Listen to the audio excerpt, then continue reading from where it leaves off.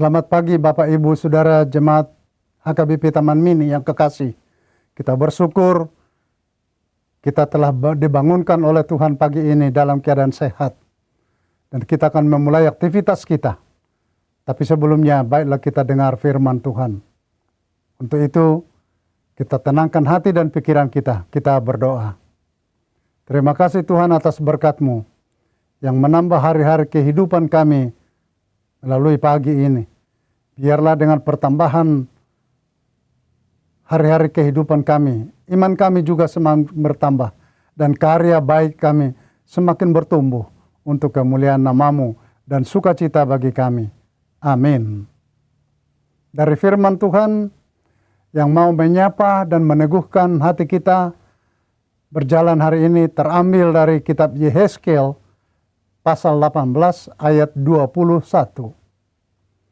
Tetapi jikalau orang fasik bertobat dari segala dosa yang dilakukannya dan berpegang pada segala ketetapanku serta melakukan keadilan dan kebenaran, ia pasti hidup. Ia tidak akan mati. Setiap orang pasti pernah berbuat kesalahan atau dosa dengan sengaja atau tidak sengaja atau terpaksa. Tidak ada manusia yang sempurna, yang luput dari kelemahan dan kesalahan.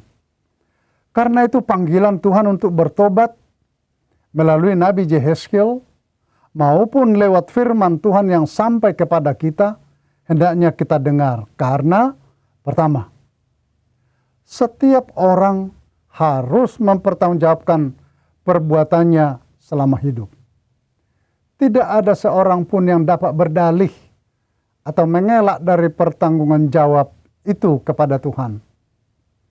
Manusia mungkin dapat mengelabui sesama melalui hidup yang berpura-pura baik, hidup yang munafik.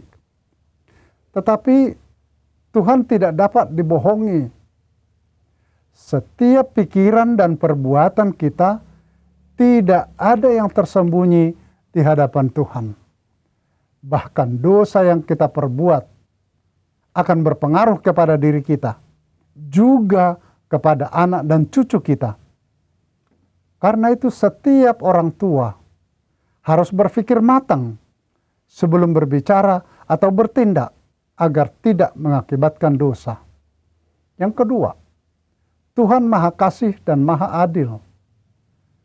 Tuhan tidak menginginkan kematian orang fasik, melainkan pertobatan agar selamat.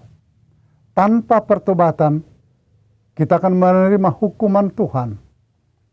Dengan bertobat, kita dibukakan pintu pengampunan oleh Tuhan, serta memperoleh keselamatan. Tidak perlu malu untuk bertobat, dan tidak bijak untuk menunda-nunda pertobatan, karena besok bisa terlambat. Masa hidup kita adalah kesempatan untuk bertobat. Sesudah mati, tidak ada lagi kesempatan untuk bertobat. Ketiga, namun pertobatan adalah awal yang harus dilanjutkan dengan kehidupan baru, yaitu melakukan keadilan dan kebenaran.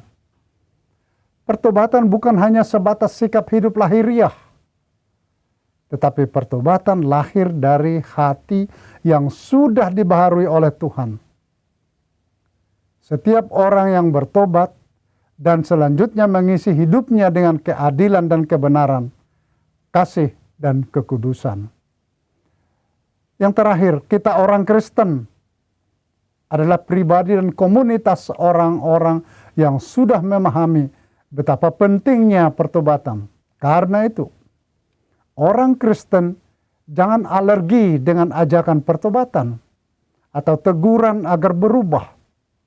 Selain itu, orang Kristen juga bertugas untuk mengajak orang lain untuk bertobat dan hidup sesuai dengan kehendak Tuhan. Orang Kristen diharapkan Tuhan untuk tidak membiarkan sesamanya hidup dalam dosa, melainkan mengajak dan menuntun orang lain untuk hidup sesuai kehendak Tuhan. Selamat pagi, Tuhan memberkati. Kita berdoa. Kami bersyukur Tuhan, Engkau menerima kami saat kami kembali ke jalan yang benar. Kami orang-orang yang lemah dan berdosa.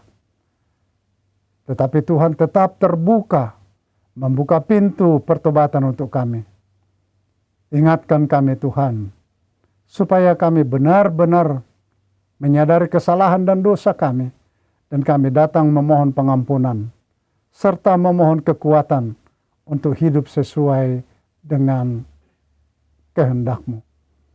Berilah kami tuntunan dan pencerahan Roh Kudus-Mu dalam segala aktivitas kami hari ini, supaya kami benar-benar dimenangkan hidup dalam kemuliaan-Mu, hidup sesuai dengan kehendak-Mu. Ingatkan kami Tuhan, supaya kami benar-benar boleh dan mau untuk mengajak orang lain supaya hidup sesuai dengan kehendak-Mu, hidup dalam pertobatan. Karena untuk itulah Engkau mengutus kami masing-masing dalam pekerjaan kami. Dalam nama Tuhan Yesus kami berdoa. Amin.